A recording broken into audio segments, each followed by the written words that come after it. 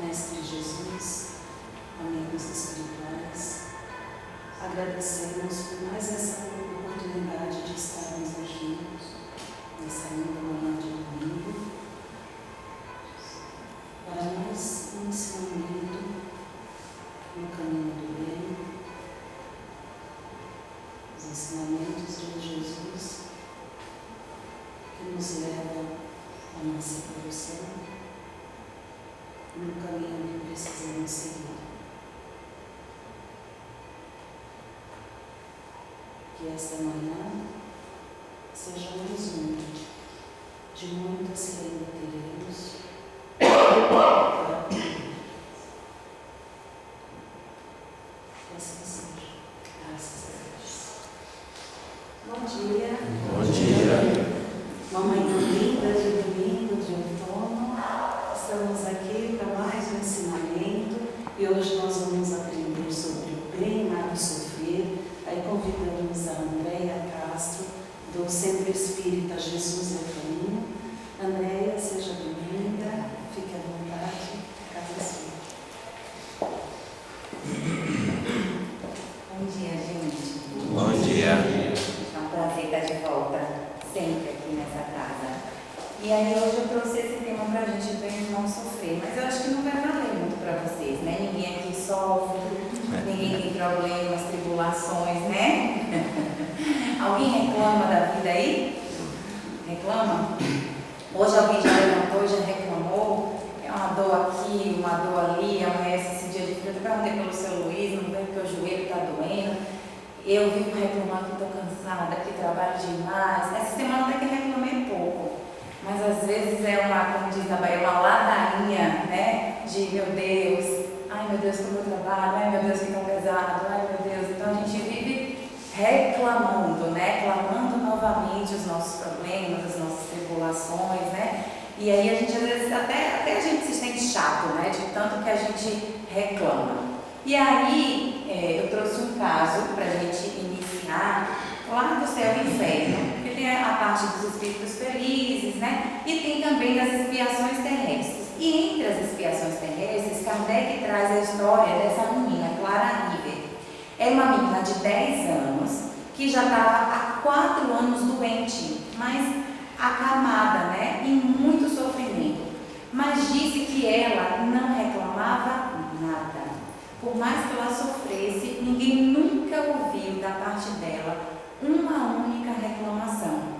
E os pais, quando ficam, claro que quem tem filho aqui sabe, eu costumo dizer que a pior parte de ser mãe é filho ficar doente. Essa semana minha menina passou a semana inteira tossindo à noite, eu não dormi também a semana inteira, porque a gente nem consegue dormir com o outro tossindo, sobretudo se for o filho, né? Então eu não consegui dormir a semana inteira porque ela tossia, eu ia dormir junto com ela e a gente nebuliza, e a gente bota numa posição para ver se melhora a tosse. Então você vê o seu filho, né? Aí era só uma tosse, mas a gente vê o filho numa doença grave, numa cama, 4 anos sem cessar, os pais sofriam bastante, né? E aí ela diz, ela com 10 anos consolava os próprios pais e falavam, não tarda ele ter uma vida muito mais feliz. Falava para os pais da vida futura e falava, minha morte está próxima, tudo isso aqui vai acabar, consolando os pais. E aí chegou um momento que ela disse assim, meu anjo me disse que logo eu vou morrer, e aí eu vou avisar vocês. Aí ela avisa aos pais e ao irmão, eles se unem com ela, falou, não tenho mais do que 5 minutos, mas não se preocupe, eu serei muito mais feliz e eu volto. E aí ela se foi ali. E aí Kardec ficou sabendo do caso dessa menina, evoca esse espírito, porque como pode uma criaturinha de 10 anos ter uma lucidez dessa, né? Passar por um sofrimento extremo, não reclamar de nada, não reclamar de dor, não reclamar, porque a gente tem uma bobeirinha, a gente reclama, né? Então ela não reclamava de nada e ainda consolava os pais e falava para os pais dessa vida futura. Depois que ela desencarnou, começou a haver batidas na casa dela, né? E aí Kardec também questiona, fala, se ela era um espírito com 10 anos, que tinha essa clareza sobre a vida futura, por que voltou batendo, né? Porque o que a gente aprende é que o espírito batedor é um espírito inferior. E aí aí ela responde que ela não estava sozinha. Ela apareceu para a irmã e a irmã ficou encantada e falava: nossa, a Clara está linda. E aí ela disse: ó, os batedores eram espíritos que estavam me ajudando. E por que eles vieram? E por que fizeram essa balbúrdia lá na casa dos pais, né? Ela conta que essa questão que ela passou, a doença era uma provação para os pais.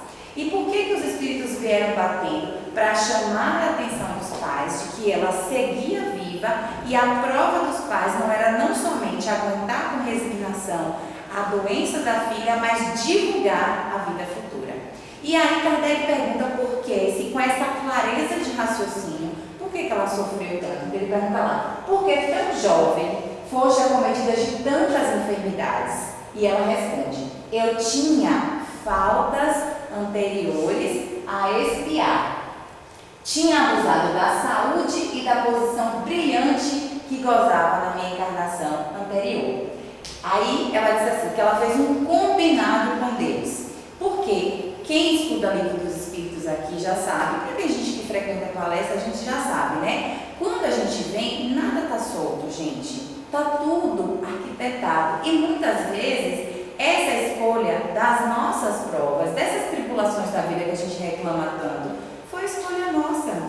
Se a gente pudesse ouvir o nosso anjo guardião, ele fala: você escolheu. Alguns anos atrás, né, na casa espírita que eu frequentava, no final das reuniões, algumas vezes o mentor espiritual do nosso grupo, de uma pessoa do nosso grupo, se apresentava, né? E eu estava num sofrimento, uma situação complicada, e eu sou muito rigorosa, né? E ele disse assim para mim: minha filha, leve a vida com mais leveza. E eu toda sofrida, eu falei: estou tentando evoluir, tente com mais força. Então, se a gente pudesse ouvir os nossos amigos espirituais, ele ia dizer que a nossa dor que a gente está passando foi a gente que escolheu. E o Chico Xavier fala que a gente não paga tudo de uma vez só não, viu? A gente faz uma prestação grandona e a gente paga, ó, parcelado. Então, ela fala assim, aquilo que ela estava passando. Então, a gente olha para uma criança de 10 anos, naquele sofrimento, e fala: meu Deus, como pode, né? Muitas pessoas olham e falam: Deus não é justo. As mães falam: leve a mim, não leve meu filho. Não é assim que acontece?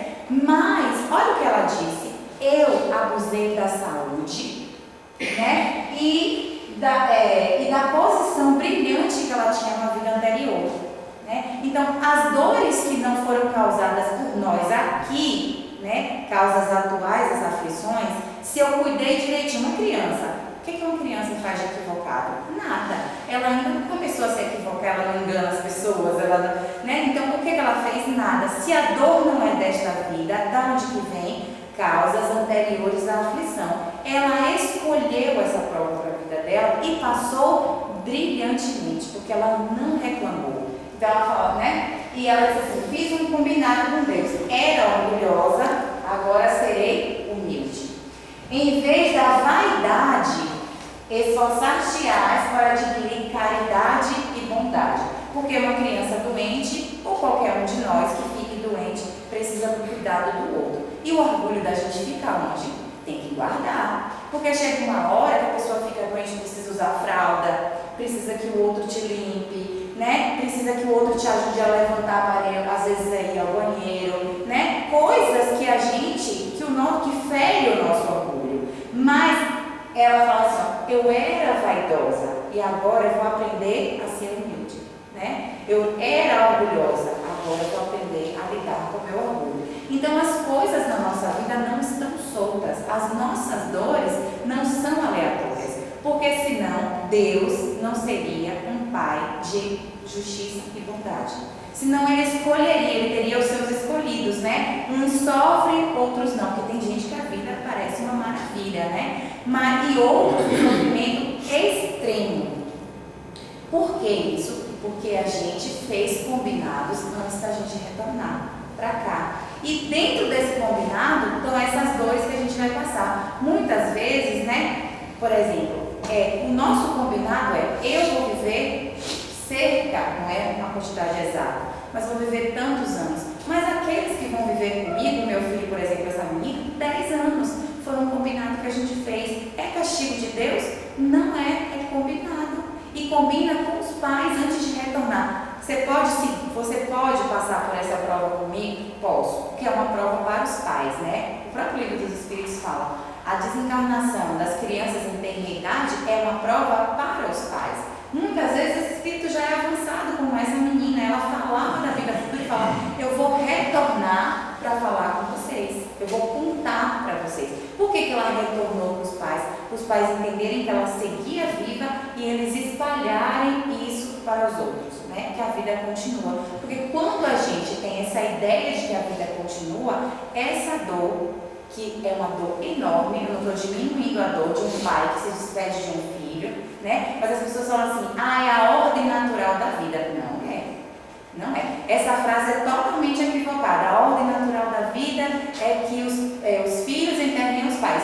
Não, se a gente acredita na pluralidade da existência. Se a gente acredita na pluralidade da existência, pode ser que o pai vá primeiro, pode ser que a mãe vá primeiro, pode ser que o filho vá primeiro. Porque se eu combinei a orfandade, se eu combinei que para mim, para as questões que eu tenho para resolver aqui dentro, né? Que são questões que são minhas, não é Deus, não está fora. A lei de Deus está dentro de mim. Então o que eu preciso resolver? Né? Quando a gente tem um problema no nosso trabalho, amanhã todo mundo que vai trabalhar, chega lá, tem as pendências. Aí eu tenho as pendências lá. Como que eu vou resolver essas pendências? Então eu faço um plano para resolver as pendências. Eu mesma tenho coisas do meu trabalho para entregar amanhã que eu não terminei ainda. Aí já mandei uma mensagem para minha amiga do centro, que a gente dá aula agora à noite, a gente divide o grupo. E eu falei, Dani, eu acho que hoje eu não vou. Por quê? Porque eu estou pensando em ficar hoje de noite em casa na hora da aula, adiantar as minhas pendências para amanhã eu já não começar, porque amanhã vão ter coisas novas. Então eu queria resolver hoje para amanhã terminar. É assim que a gente faz antes da gente retornar.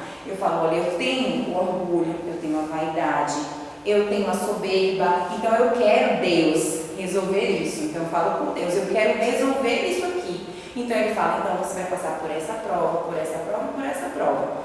Tudo bem? Você fala tudo bem. Quando chega aqui, o que a gente faz? Aí a gente chora, a gente lamenta, a gente acha que Deus é injusto com a gente. Como assim? Então a gente vive nessa lamentação, sem compreender que isso foi um combinado nosso, de que nós somos espíritos. Não tira a dor. A ideia de que nós somos espíritos, que há outras vidas, não tira a dor, mas consola. E tira o que da gente? O desespero. A gente conhece uma família agora que a menininha passou por a churrasqueira explodiu, uma menininha de 6 anos, teve um pouquinho, 60% do corpo queimado. Aí o pai também se machucou e tal. E aí ela passou 20 dias no hospital. E todo mundo do centro fazendo preces, vibrando, todos os dias. Eu todos os dias lembrava dela. Aí ela foi tendo melhoras, né? Aí hoje ela teve uma melhora assim, hoje desentubou. Aí ela fez a cirurgia para os enxertos e a gente foi naturalmente relaxando. Porque a gente é assim, né? Então, nos primeiros dias a gente estava orando com muito mais fervor, nos outros dias até os pais dela, né? Ela já estava 20 dias no hospital, os pais foram para casa, porque ela estava na UTI, a mãe estava ficando direto, foi para casa. Ela teve 3 paradas cardíacas e retornou a pátria espiritual. Por quê? Certamente foi o combinado dela. E o pai está se sentindo culpado porque foi ele que acendeu a churrasqueira. Mas será que uma menininha de 6 anos, nessa situação, será que realmente é culpa do pai? Né? Não tem aquele caso lá do Chico Xavier, que ele fala para a moça, né, das mães de Chico, você agradeceu a sua babá, que a menina caiu com a babá e não com você? Estava programado, gente. Então, quando a gente tem essa noção de que a vida não é só aqui, e quando a gente pensa que a vida é só isso aqui, leva um desespero. Ai, uma menininha de 6 anos que se queimou e que morreu fruto disso, dá um desespero. Mas quando eu penso que não, ela é um espírito imortal, aquela dor e aquele sofrimento para que ela avance, para que os pais avancem, mas depende de como eu estou sofrendo. É bem ou mal? Por isso que o tema do Evangelho está lá no capítulo 5, né? Bem-aventurados os aflitos, ele vai... Pode fazer essa também. Aí ele vai falar assim, né? Que existe o bem e o mal sofrer. E esse hábito que a gente tem de reclamar, de não aceitar as coisas, né? Já tem pesquisas científicas falando que quanto mais a gente reclama, vai acabando com uma parte do nosso cérebro, né? A gente vai entrando mesmo. Sabe quando a gente vai entrando naquela deprê? Porque é normal ficar triste. É normal, por exemplo, essas famílias ficarem lutadas, né, pela morte de um filho. É normal, é natural. Ninguém tem que sair daqui hoje pensando, ai meu Deus, se eu perder meu filho, eu vou dizer, não, Senhor, ele é o Espírito e eu não vou sofrer. Porque eu seria a primeira que vocês veriam desesperada, desesperada não, mas chorosa na morte da minha filha. Por exemplo, se a minha filha retornar à pátria espiritual antes de mim, eu vou chorar, porque eu choro com o filme. Eu choro se eu ouvir uma mensagem mais bonitinha, eu me emociono. Então, o que a doutrina espírita traz pra gente? É não se desesperar, é não entrar nessa zona que ele fala. O hábito de reclamar altera negativamente o humor da pessoa e cria um estado permanente de baixo astral no nosso cérebro. Então, aquela pessoa que reclama o tempo todo, às vezes nem tem um problema grave como esses que eu trouxe aqui. Porque eu trouxe esses problemas graves para mostrar assim, ó. É possível, ainda que numa situação difícil dessa, a gente compreender e a gente passar por uma dor e sofrimento de forma diferente. Mas às vezes a pessoa nem isso não tem e ela reclama muito da vida, né? Eu quando vim morar em São Paulo, eu não queria morar em São Paulo. eu fiz concurso no Brasil inteiro. Então todo lugar que eu ia, eu fui para Fortaleza e falei, é aqui que eu quero morar. Eu fui para Florianópolis e falei, aqui eu quero morar também. E aí, quando eu vim para São Paulo, a minha experiência foi péssima. Eu passei mal. Graças a Deus que a minha prova era só à tarde, então de manhã eu consegui me recuperar, porque fiquei com enxaqueca, foi péssimo. E quando eu fui no 25 de março, tinha vindo a primeira vez em São Paulo, no 25 de março, teve uma chuva, que São Paulo ficou escuro 3 da tarde. Eu nunca tinha visto isso na minha vida, né? Baiana tinha a vida inteira. Então São Paulo ficou escuro, minha amiga caiu na chuva, e eu falei quando eu estava indo. Aí não vim por Guarulhos, não sabia vir para São Paulo, vim por Congonhas, quando estava indo embora, um clima cinza, eu falei, Deus me livre a morar em São Paulo. E para onde Deus me mandou? Para onde eu fui chamada? Em São Paulo. E os 3 primeiros anos que eu morei aqui em São Paulo foi sofrendo. Ia para o centro espírita, porque eu sempre fui espírita, né? Já vim espírita. Ia para o centro espírita e falava, eu gostava do meu centro espírita, chorosa. Entrava na reunião mediúnica, eu gostava dos meus colegas da reunião mediúnica de lá. Então eu estava o quê? Reclamando. E aí eu queria muito voltar. Quando eu vim com uma pergunta certa, né? Uma colega já ia trocar comigo. Mas tem 14 anos que eu moro aqui, então naquela época não tinha WhatsApp. Não dava para saber se a pessoa viu a mensagem, então era e-mail. Eu mandei, a gente trocava e-mail. Uma semana antes de eu vir para São Paulo, a menina sumiu. E a minha menina tinha 10 meses. E aí a moça sumiu. Eu falei, mas agora a gente vai e falou, vamos, né? E a gente veio. Aí essa moça sumiu, não trocou comigo. Meus colegas, foram 7 colegas que a gente era de um concurso anterior. Todo mundo passou no mesmo concurso, todo mundo conseguiu ir embora dos estados que foi, voltar para a Bahia, menos eu. Menos eu e outro. E aí eu falava, ai meu Deus, por que eu, né? Aí tentei com uma outra pessoa. Aí vamos trocar, vai tudo certo, troca documentos. Eu falei, Andréia, sabe? Uma outra moça, o pai dela está com câncer. E eu vou trocar com ele e não com você. Eu de novo, né? Nesse sofrimento, nessa reclamação. E aí esse detalhe. Eu tinha muita rinite alérgica. Eu chegava no meu trabalho e eu espirrava 1000 vezes. Todo mundo falava, Andréia chegou. E eu vivia no corticoide de 15 em 15 dias. Eu não conseguia sair de uma crise, entrava em outra e tomando remédio. E um dia, e aí eu tentei outras vezes, aí voltar para a Bahia não consegui. E um dia eu indo para o trabalho, ouvindo uma palestra do Haroldo Dutra, ele falou assim, os sentimentos de inconformação causam as ites. Renite, gastrite, sinusite, todas as ites, todas as nossas inflamações são os nossos sentimentos de inconformação. Eu não gosto dessa casa, eu não gosto desse marido, que todo mundo passa aí. Eu não gosto disso, eu não gosto daquilo. Essas nossas reclamações vão inflamando para além do nosso cérebro, vai inflamando todo o resto do nosso corpo. E aí eu falei, ai Deus, eu sou um pouco teimosa. Ai Deus, eu vou fazer só mais um concurso para Bahia. Se eu não passar, aí quando eu fiz, olhei no resultado, meu nome não estava lá. Aí eu falei, Deus, eu vou chorar só hoje eu choro. E amanhã não vou tentar mais. Aí saí dos grupos de pergunta, falei, não quero mais voltar para Bahia, aqui que eu vou ficar. Passou, gente, não tenho mais rinite, não tomo mais remédio há anos. Mas os 3 anos que eu passei aqui, inconformada de estar aqui. Agora um detalhe, vou abrir um parênteses para vocês. Quando eu vim, eu recebi uma psicografia do mentor espiritual da casa que eu frequentava e dizia que nós escolhemos, nominalmente, meu nome é Andréa Maria, eu falava Andréa Maria, Marcelo e Júlia, minha filha que tinha 10 meses.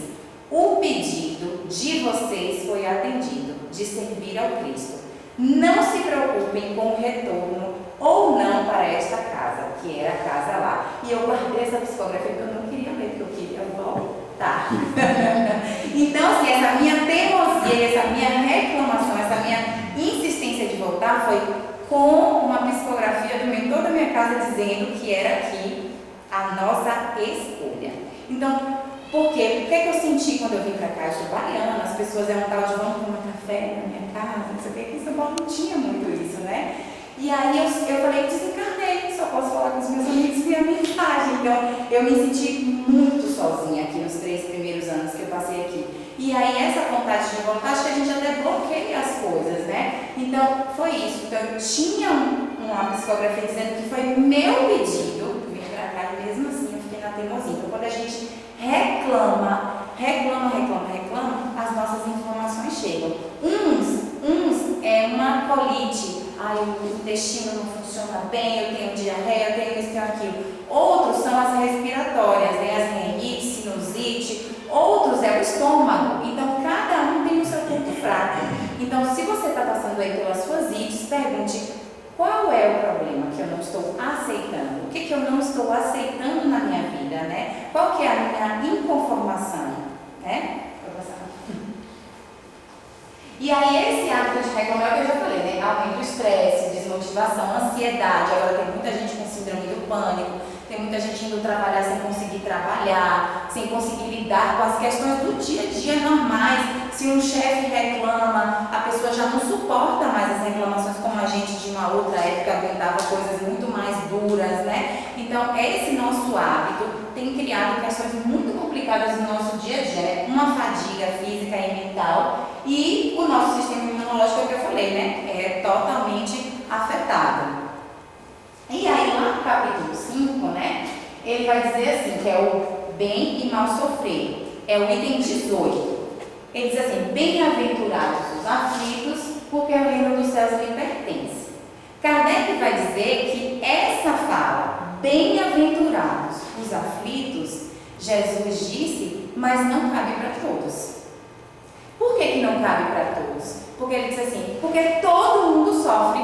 Se a gente fosse abrir uma roda de conversa aqui para cada um falar, todo mundo tem um sofrimento. Às vezes não sou eu necessariamente que sofro, mas eu tenho um irmão que está passando por dificuldades financeiras, que pediu dinheiro do agiota, que não consegue pagar, e minha mãe que está ajudando. Aí tem o outro que perdeu o emprego, não consegue se recolocar. Tem o outro que tem um filho doente, tem o outro que tem um filho nas drogas. Cada um aqui vai ter um problema, às vezes não é um problema seu, passa por dificuldades no trabalho. Todo mundo que está aqui, creio eu, todos nós temos uma aflição. Mas ele fala assim, que nem todo mundo sabe sofrer. Aí o Espírito lá quando ele fala, poucos sofrem bem, poucos compreendem que somente as provas bem suportadas podem conduzi-los ao reino de Deus. O desânimo é uma falta. O desânimo é uma falta. Então, poucos de nós compreendemos as dores da vida, poucos de nós sabemos bem sofrer. É o que diz o Espírito de Lacordaire. E aí, tem uma questão no Livro dos Espíritos, né? Aí eu coloquei aqui essa parte que eu achei muito importante, né? Que aí o que a gente faz? Eu estou sofrendo, então vamos na prece, aí a gente pede prece para os amigos, né? Eu tenho uma amiga mesmo que está passando por umas tribulações, e aí ela falou, gente, toda hora ela fala, faz prece por mim, faz prece, não sei o quê. E às vezes não é uma questão assim que se se você olhar diante de outras situações, não são situações tão graves assim, mas elas, sabe aquela pessoa que sofre, parece que sofre mais do que o outro, né? E aí ele falou assim, a prece é um apoio para a alma, né? Os espíritos vão dizer que a prece é um remédio para tudo, né? A prece é um apoio para a alma, mas não basta só a prece, não basta só a gente, eu estou no sofrimento, eu vou fazer a prece. Por exemplo, descobrir um câncer, né? Que é uma situação, tem até uma senhora do meu grupo, ela falou, em 2014, eu descobri um câncer e eu saí do consultório até a minha casa e chorei o caminho inteiro, as pessoas me olhavam na rua, quem não, gente? Quem não vai receber um diagnóstico de uma doença grave e não vai, às vezes os homens não, né? Assim, mais firmes, mas a gente se entrega, né? Quem é mais chorona, sai. Eu falei, também sairia dali chorando. Aí ela falou, mas no outro dia eu acordei e falei, chega, vamos procurar um tratamento, vamos ver o que tem que fazer. É isso, né? É isso. Aí ele fala assim, a prece nesse momento, a gente busca o evangelho, busca uma palestra. Se a gente está passando por uma tribulação e não sabe, às vezes a gente liga lá no YouTube, vem aqui num domingo, a pessoa fala aquilo que a gente precisa ouvir, né? Então essas são ferramentas que a gente pode usar, mas não basta só isso, não basta a gente só orar, não basta a gente só ouvir, é preciso a ação. É preciso que eu ponha tudo isso que eu conheço na minha vida, na hora que a tribulação chegar. É por isso que a gente está aqui, por isso que a gente estuda na casa espírita, por isso que a gente estuda a codificação. É por quê? Porque a dor vai chegar. A dor vai chegar nas nossas casas. E tudo isso é como se fosse uma base de uma casa que a gente está formando. Não dá para fazer uma casa sem fazer a estrutura, né? Se a gente fizer a casa sem a estrutura, o que é que acontece? Desmorona. Então, por isso que faz a base primeiro, todo o alicerce da casa. Então, quando a gente vem na casa espírita, que a gente estuda, que a gente ouve palestra, que a gente vai estudando nos nossos livros em casa, é para criar essa base. Porque a dor vai chegar, porque nós estamos num mundo de provas e expiações. Então, a dor vai chegar na casa de cada um de nós. E como que a gente vai lidar com essa dor? É como a gente põe em prática esse nosso alicerce. Né? Porque eu posso ter todo o conhecimento, chegar à dor e eu me desesperar.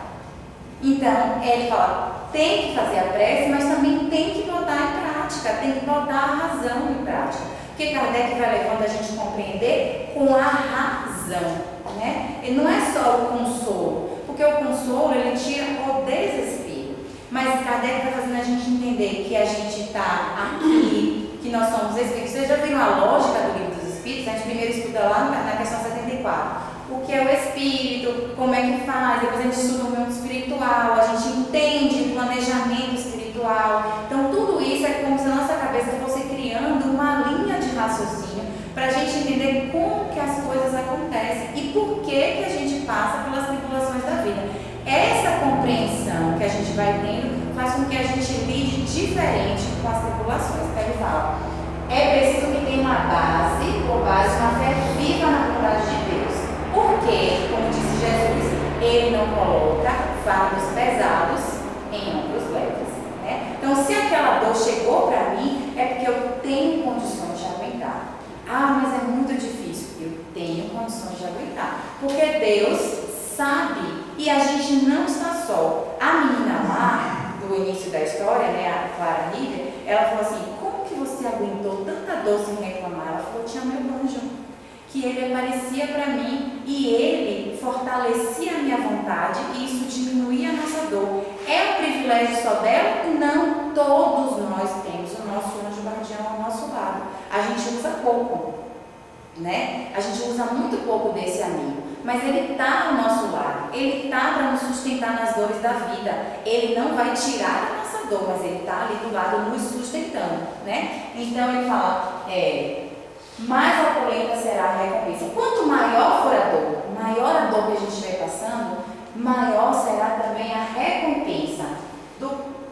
Cumpre, porém, merecê-la. E é para isso que a vida se apresenta cheia de tribulações. Então, as tribulações da vida são para quê? A gente é criado lá simples e ignorantes, né? Todos nós iguais, sem privilégios. E a gente tem um norte. Qual é o nosso norte? Qual é o nosso objetivo? Eu estou aqui por que a gente está encarnado? para que a gente possa chegar à perfeição. E como que a gente chega à perfeição? Como que a gente chega na perfeição, né? Questão 115, que eu acho que já falei 1000 vezes aqui, né? Deus criou todos os espíritos simples e ignorantes, que Kardec pergunta assim, Deus criou uns espíritos bons e outros maus? A gente olha para essa menininha de 10 anos lá, tão resignada, e fala, não é possível. Ela já veio assim, já veio pronta? Não, é um espírito criado do mesmo jeito, né? Então ele fala, não criou uns bons e outros maus, criou todos simples e ignorantes. A cada um deu determinada missão com o fim de esclarecê-los e levá-lo à perfeição. Passando pelas provas que Deus lhes impõe, os espíritos adquirem aquele conhecimento. Então, por que a gente sofre? Qual é a causa da dor? É a gente chegar à perfeição. A partir da... Porque, por exemplo, se a gente não tem dor nenhuma, a gente fica ali, ó, de boas. A gente passa por essa vida aqui, se a gente não passa por tribulações, então, quando eu estava conversando com a amiguinha da minha filha, que tem 14 anos, ela falou, sabe, tia, eu acho que tem pessoas que só vai mudar quando passar por uma situação difícil igual aquela. A menina de 14 anos, eu falei, é isso mesmo, né? Ela falou de uma amiguinha que era muito grosseira. Ela falou, ela é muito grosseira. Ela acha bonito, tia, ser mal educada. Ela grita com as pessoas, ela fala assim, eu acho que a pessoa só muda. E a gente também. Às vezes a gente só sai daquela situação nossa quando vem uma dor. Assim, tem gente que vai pela noite, a gente vai pela dor. A maior parte de nós só vai através da dor. Então, as tribulações que Deus nos impõe é para que a gente possa chegar à perfeição. E aí diz assim, uns passam pelas provas da vida o quê? Submissos. Aceitam resignadamente. Entendem que é a vontade de Deus, né? E aí diz os espíritos que chegam mais rápido à perfeição, né? E outros só a suportam murmurando, reclamando. Ai meu Deus, por que eu? Por que na minha vida? Por que comigo? Eu sou tão bom. Por que essa doença na minha vida? Eu sou tão bom. Não engano ninguém, eu nunca fiz nada de mal. Muita gente fala isso. Então ele fala, só passa murmurando. E assim, quem murmura, por sua culpa, permanecem afastados da perfeição e da prometida felicidade. Então quem está, né, passando pelas tribulações da vida e passa só ali reclamando, não consegue chegar mais depressa à perfeição. Creio que todos nós, porque meu Deus, eu estou aqui ainda porque em outras vidas eu não caminhei rapidinho. Eu falei, por que eu não caminhei rapidinho? Né? E aí, tem uma passagem no Deixa eu ver, né, que eu assisti essa semana, que tinha o Tiaguinho, né, quem já assistiu viu, que ele tinha um problema na perna e Jesus, ele anda com Jesus cura tantas pessoas e não cura ele. E aí nós também pensamos isso, nossa, eu sou trabalhadora da casa espírita, nossa, eu vou lá, eu ajudo, eu estou há tantos anos estudando, por que comigo? Então a gente acha que a gente é diferenciado. Como assim que eu vou divulgar a palavra de Jesus e eu estou passando por uma situação dessa? Né? E a gente quer a cura. E o que Jesus diz para ele, lá na passagem? Que ele poderia curá-lo, mas quem que define?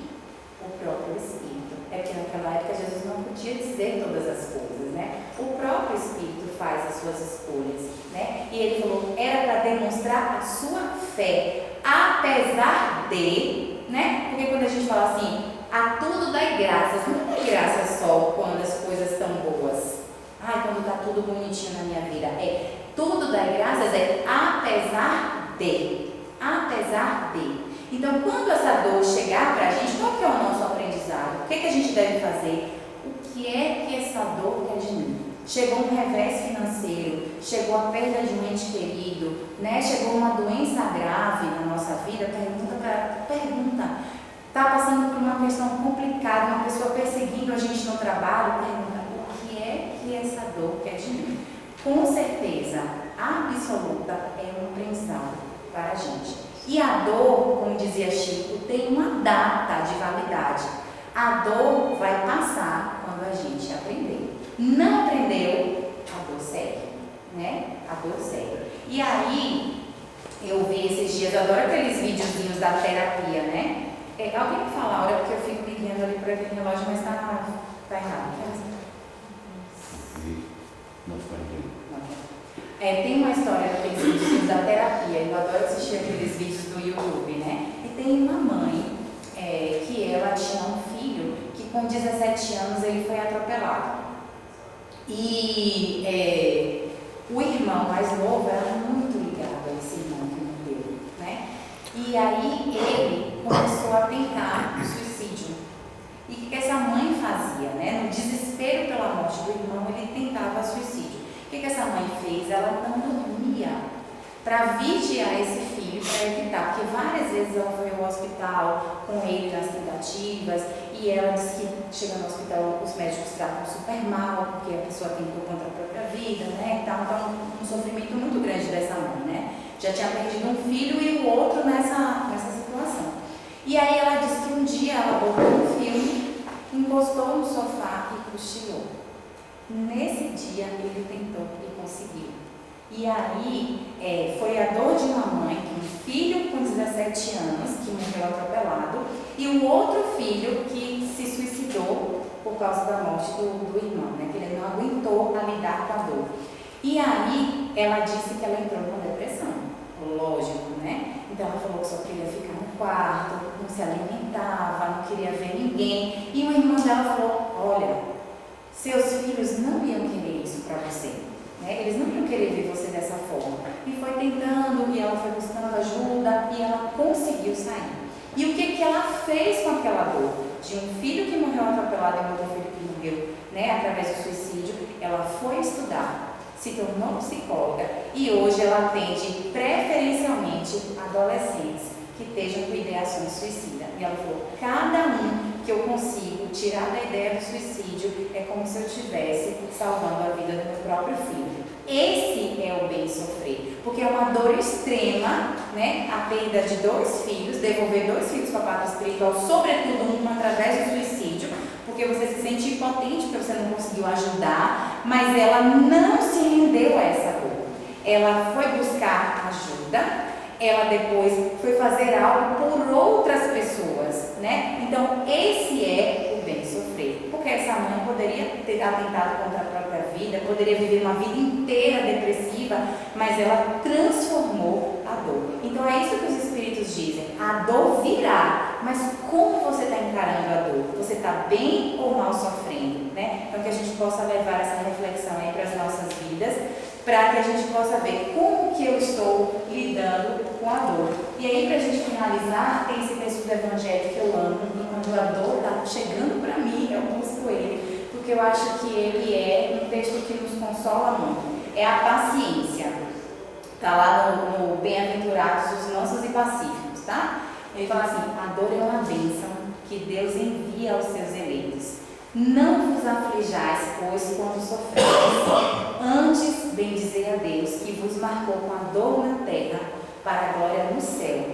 A vida é difícil, bem eu sei. São marcadas de várias picadas, como se fossem alfinetes, que acabam por ferir. Mas se nós olharmos para as bênçãos que nós temos, elas são muito maiores que as dores. E aí no final o Espírito Amigo ainda diz assim: muito mais sofreu Jesus, que nada tinha do que se penitenciar, quiçá vocês que têm o vosso passado para expiar. Muita paz, gente.